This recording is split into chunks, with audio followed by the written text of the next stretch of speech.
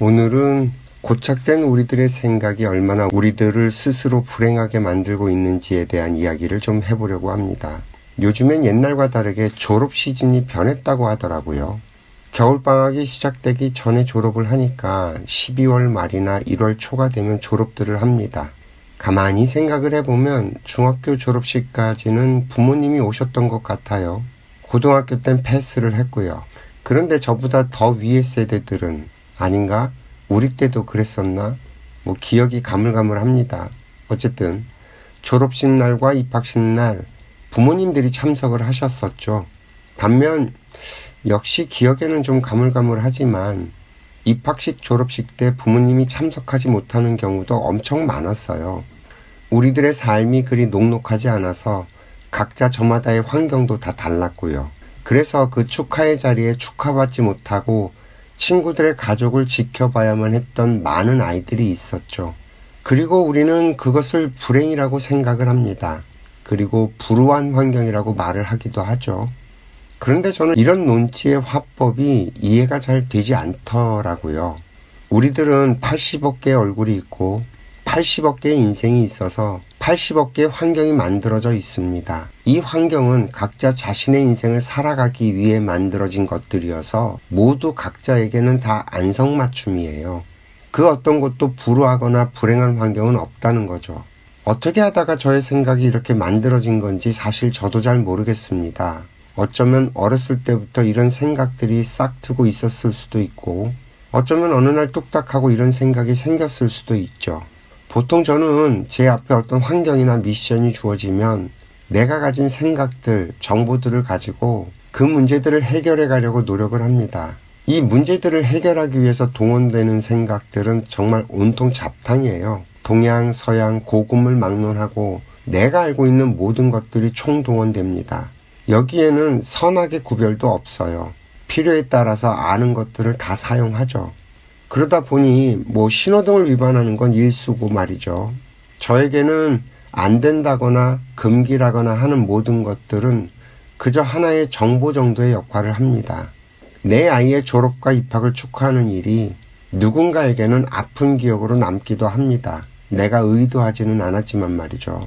그래서 선의를 가진 행동이 다 좋은 결과를 만들지 않는다는 것도 알고 있죠. 사실 사람들이 만들어둔 그 관념의 근거들을 잘 살펴보면요. 그 근거가 없어요. 아주 과거에는 학교에 가는 일도 굉장히 신기한 일이었어요. 왜냐하면 그 이전 세대들은 글을 배우지 못했으니까요.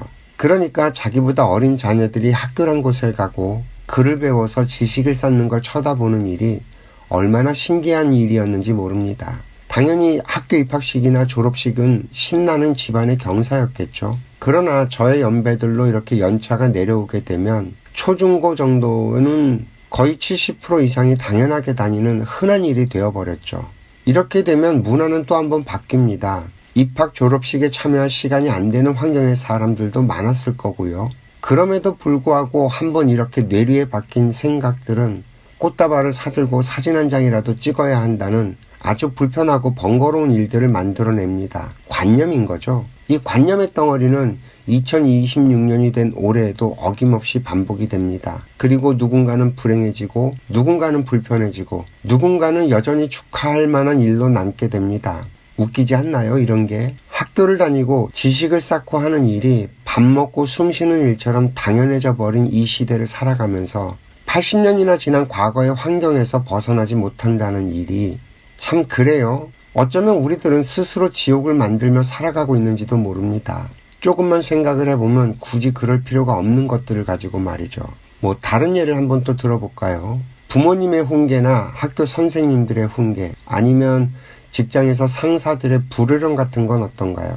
사실 이 훈계나 야단치는 일의 목적이 뭘까요? 화풀이? 분풀이? 아마도 이렇게 대답할 사람은 없을 것 같아요. 대부분은 이렇게 얘기를 하겠죠. 아이들을 위해서 그렇게 한다고들 할 겁니다. 그런데 제가 스스로를 돌이켜보면요. 화가 나서 이 화를 풀고 있었지 그 아이가 이해가 되게 말을 하고 가르쳐주지 못했던 것 같아요.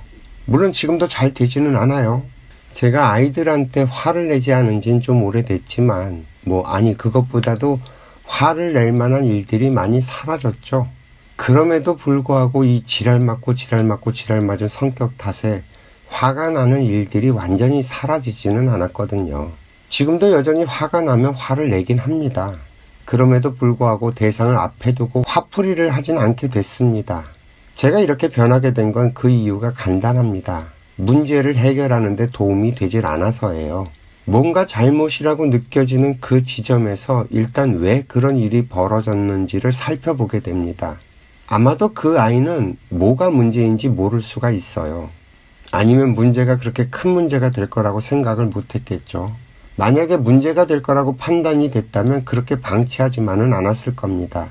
이렇게 설명을 하다 보니까 예전에 한번 소개드렸던 나 전달법이나 비폭력 대화가 생각이 나네요. 사실 예전에는 이런 이론과 기법이 있다는 것도 몰랐어요.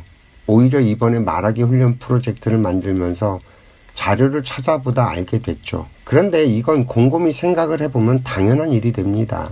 왜냐하면 이 세상에는 알고도 그럴 사람은 없거든요.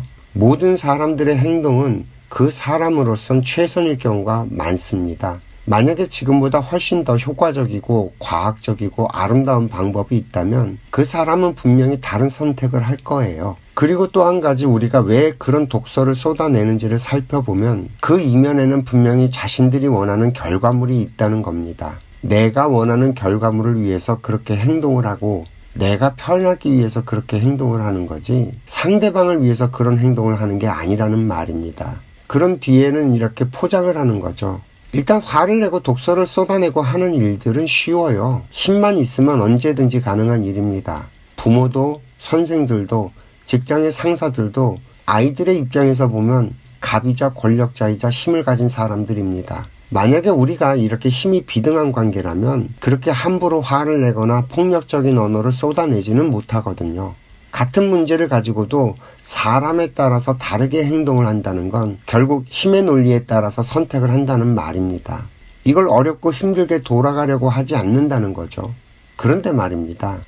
당장은 내가 원하는 결과를 만들어낼 수 있는 것처럼 보일지는 몰라도 그 상대방은 전혀 변하질 않아요. 왜냐하면 뭐가 문제인지 그 문제를 찾지 못하면 결국 그저 재수 없었다고 그래서 걸렸다는 결론을 만들어낼 뿐이라는 거죠. 이해가 좀 되시겠어요? 이 우리들의 생각 구조를 찬찬히 들여다보면 정말 모순과 맹점 투성이입니다. 그런데 우리들은 이런 것들을 연구하지 않죠. 인간은 원래 그렇다고 하면서 비겁하게 도망을 칩니다. 오히려 제 입장에서 보자면 찌질함의 극치죠. 아마도 우리들의 불행을 만드는 생각과 말들을 찾아내려고 하면 거의 모든 것들이 해당이 될 거예요. 또 다른 예를 한번 들어볼까요?